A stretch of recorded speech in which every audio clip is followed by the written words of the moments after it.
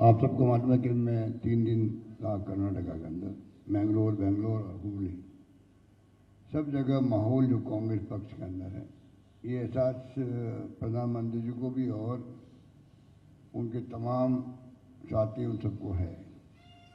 इसीलिए आप देखें रूट शो हो रहे हैं वहाँ पर, पूरा वक्त जो है 54 लोग मारे गए मणिपुर के अंदर, कोई परवाह नहीं हो रही है उसकी, 5 जवान शहीद हो गए, पर वो लोग चुनाव जीतने को ही सब कुछ मानते हैं।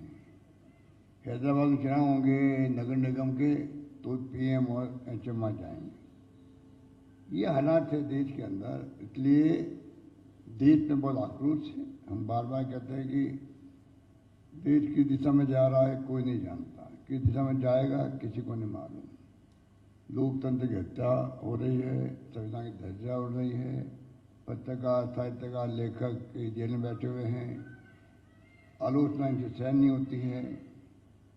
और आलोचना मैं समझता हूँ कि पक्ष बिना विपरीत के पक्ष क्या होता है, और ये इसका नमूना आज सामने आ गया। जिस प्रकार मणिकांत राठौड़ ने, जो इतने क्रिमिनल आदमी है, उसने मल्लिकार्जुन खड़गे साहब जैसे व्यक्तित्व के धनी उनके परिवार को सफाया करने का जो बयान दिया है, उससे घिनौनी बात क्या हो सकती है। जो व्यक्ति बचपन में अपनी झोपड़ी को जलते हुए देख चुका है, परिवार में पूरे लोग जल गए उसके अंदर, एकमात्र उनके पिताजी बच्चे, वो संघर्ष करते करते आज 9 बार एमएलए, 2 बार पार्लियामेंट मेंबर, नेता प्रतिपक्ष, सब कुछ बने। उनके ऊपर भी अगर ये कोई हिम्मत कर सकता है तो वो हिम्मत कर सकता है जब उसको एहसास हो कि मैं बचा ले जाऊंगा। हिम्मत तब होती है जब एक व्यक्ति को एहसास हो आगे बचा ले जाऊंगा, वरना कैसे हिम्मत कर सकता है। इतनी जो कांग्रेस अध्यक्ष हो, इतनी पुरानी पार्टी का, उनके ऊपर आप ये इस कदर का जो वीडियो सामने आया है और कोई रिएक्शन नहीं। इलेक्शन कमीशन मौन, जो आप देखते हो लगातार मौन धारण किए हुए वो तो है, और प्रधानमंत्री जी ने, मैंने सुना, अभी तक कुछ कहा नहीं है। ये भी नहीं कहा हम जांच करवाएंगे। तो ये जो हालात है, ये मैं समझता हूँ कि बहुत गंभीर हालात बनते जा रहे हैं। अब भी अगर देशवासी भी और हम सब प्रदेशवासी, मीडिया, साहित्यकार, लेखक बहुत बड़ी भूमिका के निभा रहे हैं। मैं बराबर सुन भी रहा हूँ, पढ़ भी रहा हूँ, आर्टिकल भी आ रहे हैं, हिम्मत दिखा रहे हैं अभी तक लोग। एक विद्वान ने, जो साहित्यकार या लेखक थे या एक्सपर्ट थे मीडिया के, उन्होंने कहा एक गटर वाली पॉलिश हो गई है। कल रात को मैंने सुना, गटर के लेवल की पॉलिश जा चुकी है, यहाँ तक मतलब लोग बोलने लग गए हैं। तो ये सवाल चुनाव जीतने हारने का नहीं है। अब देश के अंदर हालात जो बन गए हैं, जिस प्रकार से 9 साल शासन चल रहा है और कांग्रेस मुक्त भारत से शुरुआत करी, तो जेपी नड्डा क्यों नहीं बोलेंगे? जेपी नड्डा की हिम्मत क्यों हुई है जब प्राइम मिनिस्टर खुद ही पार्टी बने हुए हैं कि कांग्रेस मुक्त भारत बना दो, मतलब एक पार्टी शासन कर लो, इसका मतलब होता है। बाकी पार्टी तो रीजनल पार्टी हैं, नेशनल पार्टी सिर्फ कांग्रेस है। अगर उसको मुक्त करने की बात जो करते हैं, इसका मतलब है कि आप एक पार्टी शासन कर देश को ले आ रहे हो। वो और भी खतरनाक है, रशिया और चाइना की तरह। इन हालातों में मैं समझता हूँ कि हम यहाँ जयपुर में बैठ के बात कर रहे हैं, अलग बात है। इसी प्रकार पूरे देश के हर ब्लॉक में, हर जिले में, हर तहसील में चर्चाएं हो, जो आवश्यक है। अगर हम लोग पब्लिक को कन्विंस नहीं करेंगे या पब्लिक तक मैसेज नहीं देंगे, तो आने वाला वक्त आउट ऑफ कंट्रोल हो सकता है आपके हमारे लिए। मैं बहुत गंभीरता से कह रहा हूँ, चिंता दिमाग में, दिल में रखते हुए कह रहा हूँ। ये भले अभी बहुत इनका एजेंडा फिक्स है, बीजेपी आरएसएस का एजेंडा फिक्स है। देखिए, उनके लिए चिंता वैसे हो ही नहीं सकता, क्योंकि जो एजेंडा उनका है उसी तरफ आगे बढ़ते जा रहे हैं, आगे बढ़ते जा रहे हैं, आगे बढ़ते जा रहे हैं। चिंता होनी देश को और प्रदेश को, और सही को सही कहे, गलत को गलत कहे। अगर वो सही है तो उनको कहे फिर सही बार आकर के, गलत नहीं कहे, गलत करने की काम। मौन धारण करना और खतरनाक होता है।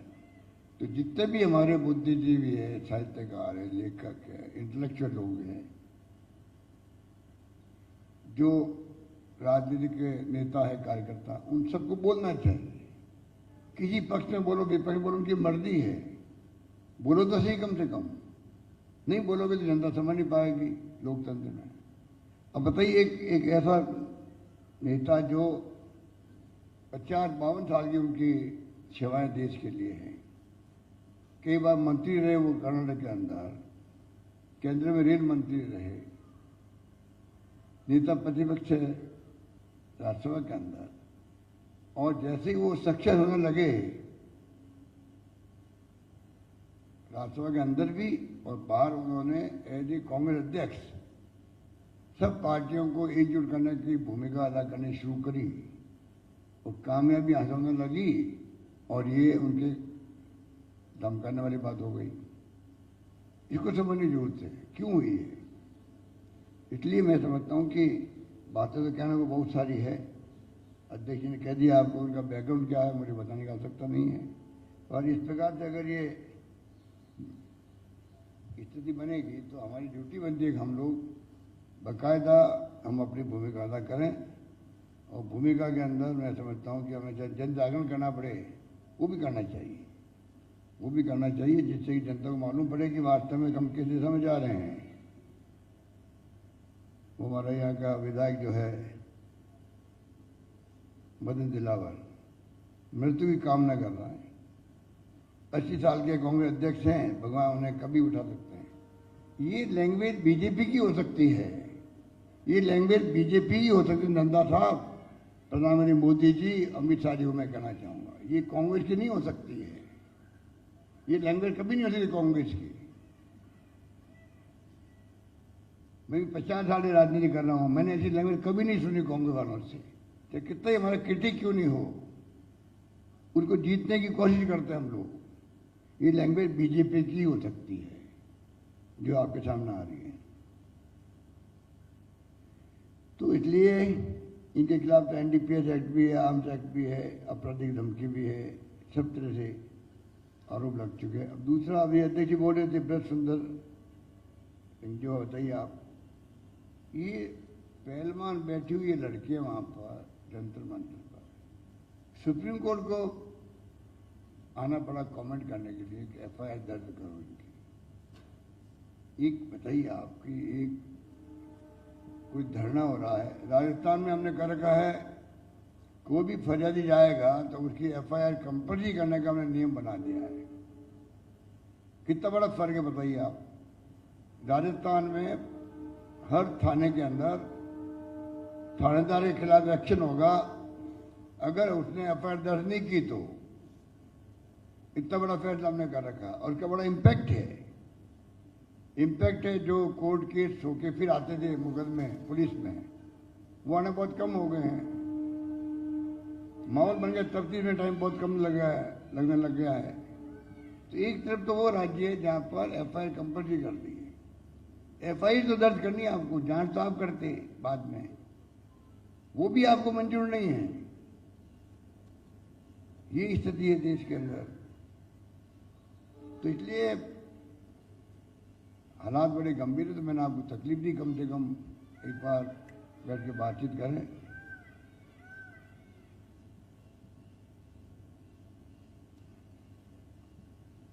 तो इसलिए मैंने कहा आपको कि ये बार बार हम लोग एक ही बात बोलते, देश की दिशा में जा रहा है, कहाँ जाएगा। इसमें बोल रहा हूँ लगातार, आप सुन लो, नई बात बोल नहीं रहा हूँ।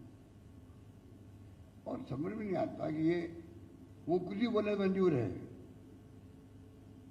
अब सोनिया गांधी जी के बारे में बताइए आप, जो प्रधानमंत्री नहीं बनी हो खुद, डॉक्टर मनमोहन सिंह जी को प्रधानमंत्री बनाया हो,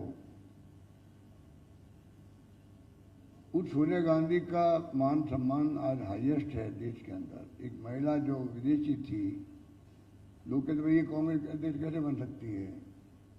और बनने के बाद में जिस प्रकार से उन्होंने कांग्रेस चलाई और जिस प्रकार से उन्होंने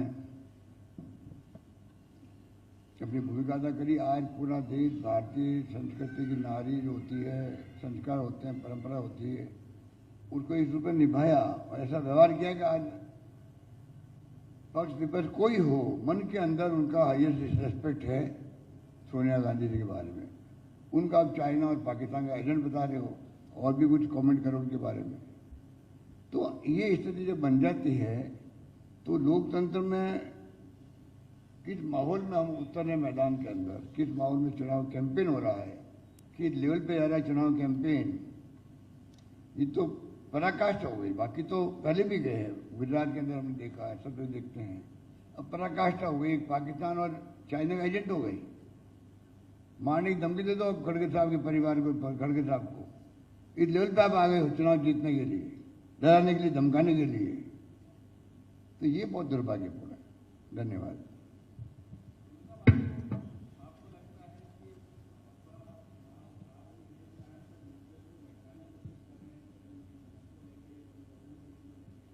ये लगता है और तो क्या कर सकते। जो हालात है उसमें ये लगता है कि तो घबरा गए लोग और वहाँ 40% की सरकार कहलाती है, जिस रूप में करप्शन हदे पार कर चुका है। आम जनता ने, बीजेपी वाले खुद भी प्राइवेटली कहते हैं कि 40% के बगैर काम नहीं होता है। हमने खुद ने महसूस किया वहाँ पर। तो कांग्रेस पार्टी तो रिएक्शन दे ही रही है। अगर आप नॉन वायलेंस का रास्ता अपनाया हो आपने, तो घटना की प्रतिक्रिया होती है, वही कर सकते हैं। इलेक्शन कमीशन जा सकते हैं,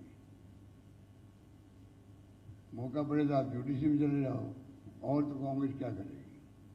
बाकी तो ये है कि जनता का आह्वान करते हैं कि आप समझ जाओ, संभल जाओ, समझ भी जाओ और संभल भी जाओ।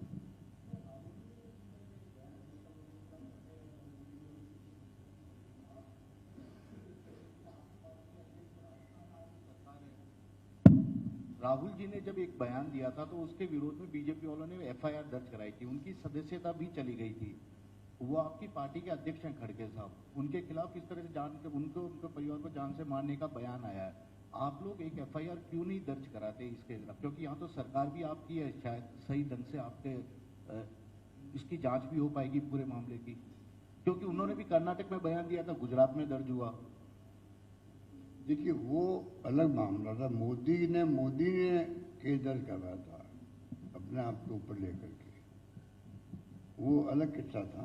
मुख्यमंत्री महोदय, ये उससे ज्यादा सीरियस मामला जो है, यहाँ अगर कोई पुलिस में रिपोर्ट दर्ज करवाता है या ऐसी कोई स्थिति बनती है तो उस वक्त हम देखेंगे क्या करना चाहिए। ये उससे ज्यादा सीरियस मामला है और इसमें पार्टी से भी कोई लेना देना नहीं है। तो राजस्थान में वास्तव में आपको चाहिए कि इसके खिलाफ एफआईआर की जाए, क्योंकि ये किसी सीनियर वरिष्ठ नेता को जान से मारने की धमकी देने का मामला है। वही तो मैंने कहा कि वहाँ केस तो वहाँ दर्ज होगा जहाँ पर धमकी दी गई है। मुख्यमंत्री जी,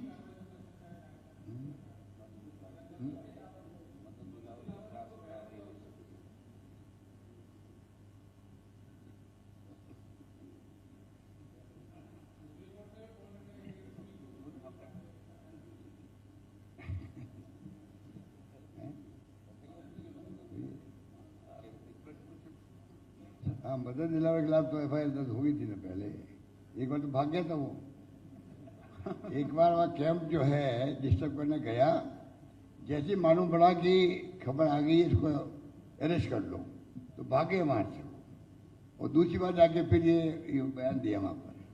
मुख्यमंत्री जी,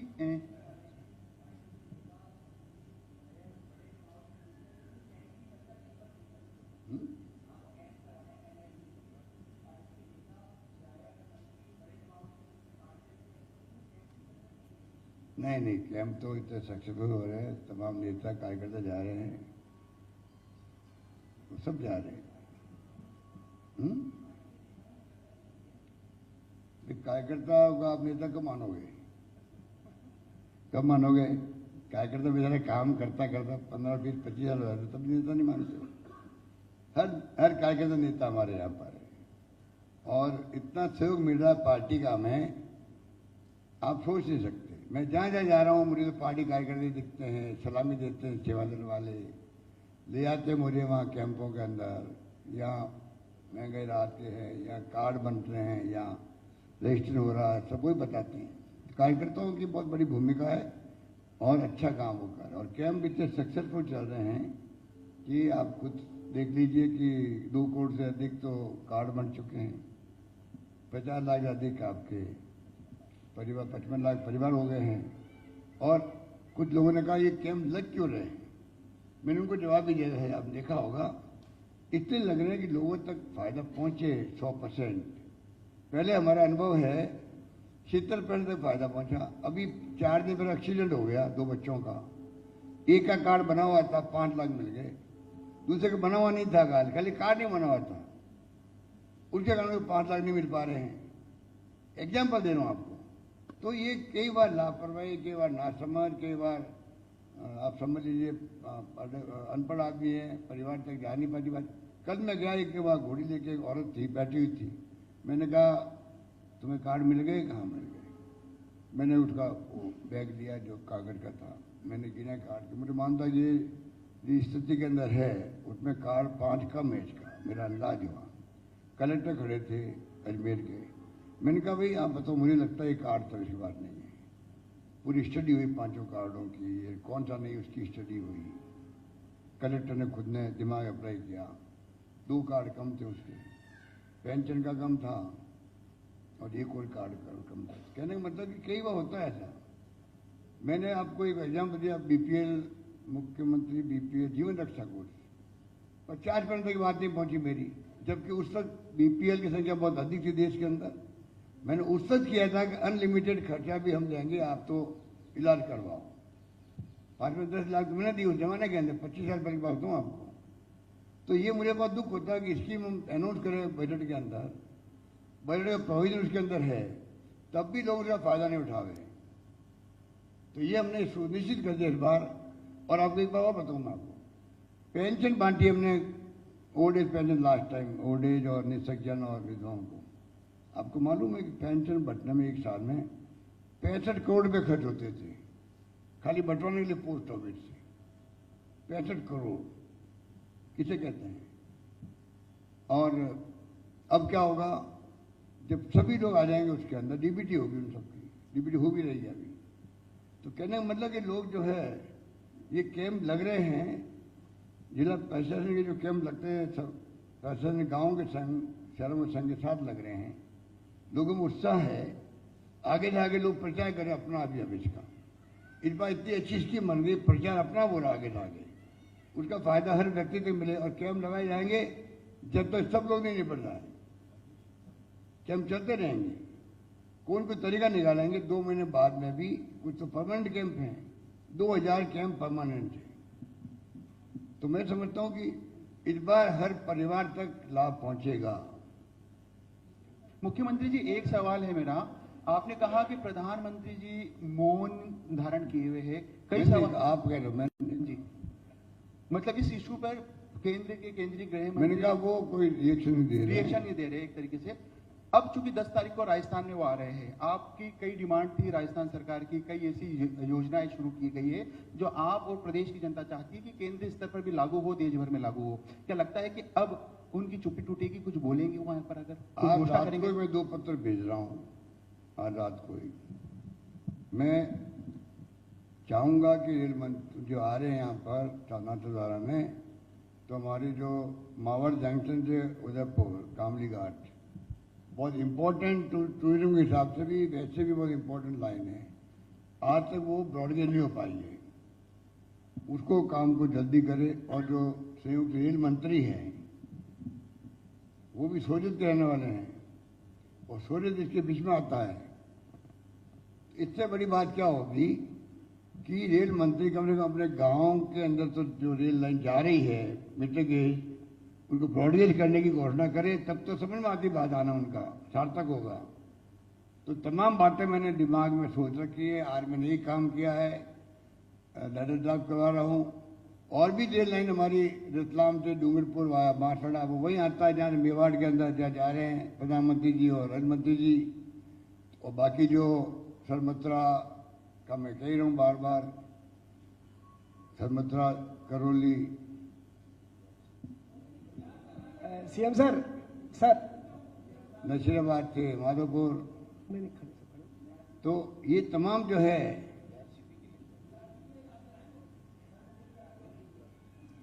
ERCP के बारे में तो यार इतने पत्र लिख चुके हैं, इतनी बार बोल चुके हैं, इतनी बार आप लोगों को ब्रीफ कर चुके हैं। मौका लगते हम तो चूकते तो है नहीं, हम तो बिल्कुल उनको बताते ही बताते हैं। मौका लगते वो नहीं चूकते हैं। जो इन्होंने यहाँ आपके जयपुर में मैंने सुना स्टेशन पर, आप बहुत ही क्या थे वो, आप डिस्टर्ब थे,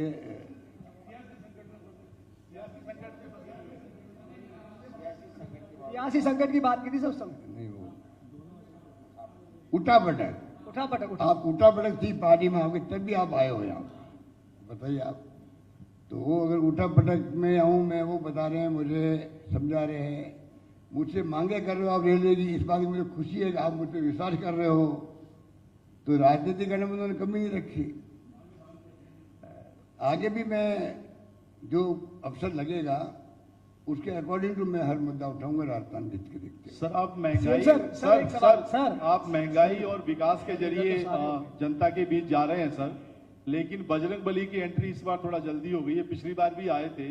तो विकास और महंगाई के मुद्दे के साथ साथ ये जो धार्मिक इश्यूज हैं सर, ये भी एक बड़ी चुनौती रहेंगी इलेक्शन में, आपको लगता है?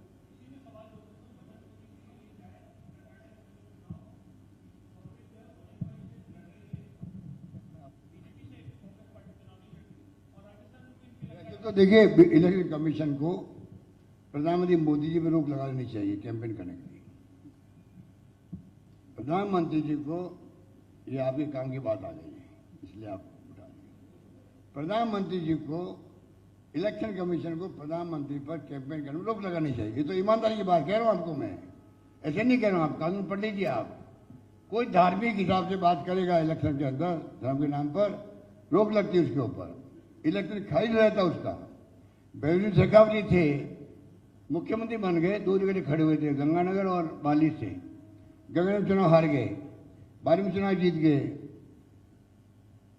वही राम मंदिर की बात करने लगे वहां पर, धार्मिक, उनके खिलाफ में पेटिशन हुई, इलेक्शन पेटिशन हुई थी उनके खिलाफ में। और वो इलेक्शन पेटिशन चलती रही, उनकी मेंबरशिप जा रही थी।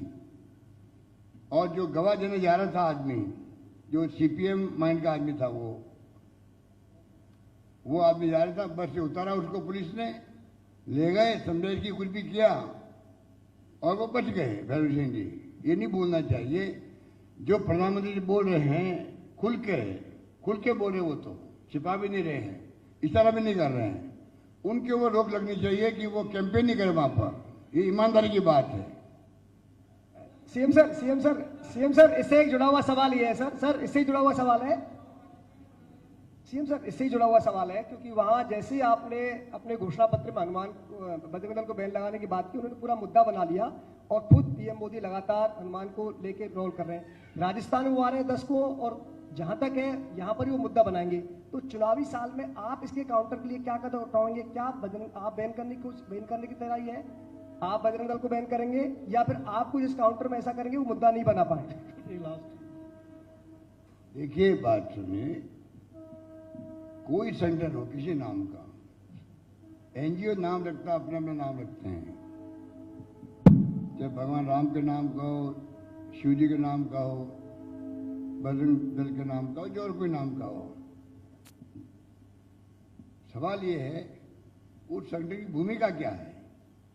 जो भूमिका जैसे होती है वो ढंग से कार्रवाई होती है सरकार की। जब वो दोगड़े जी हमारे त्रिशूल बांट रहे थे तो हमें मजबूर होकर के जब रोका नहीं, रुके तो उनको अरेस्ट करना पड़ा। तो डिपेंड करता है कि उस NGO की जिस नाम का दल है उसकी मंशा क्या है। जैसी मंशा होती है उस ढंग की कार्रवाई होती है। और अब ये मुद्दे नहीं बनने वाले देश के अंदर। जो कर्नाटक में इन्होंने मार खाई है, ये ध्रुवीकरण करने में असफल हो गए हैं। अब ये खड़गे साहब का मामला लेके क्यों आए ये, या सोनिया गांधी के बारे में ऐसी बातें क्यों करने लगे? इतने बुखला गए कि इनका जो ध्रुवीकरण के मामले चल नहीं पा रहे इनके। और भी बजरंग बली के नाम से जो उन्होंने आह्वान किया घर घर में, वो भी चल कहाँ पाया। लोग समझ गए। अब पहले लोगों को महंगाई, बेरोजगारी, नॉन वायलेंस और गरीब अमीर की खाई, जो राहुल गांधी जी ने कहा 4 मुद्दे मेरे हैं, उन मुद्दों पर जो है आज देश में राजनीति हो रही है। और मेरा बजट जो देखोगे आप, उसका आधार पे हमने बनाया। धन्यवाद। मुख्यमंत्री लास्ट सवाल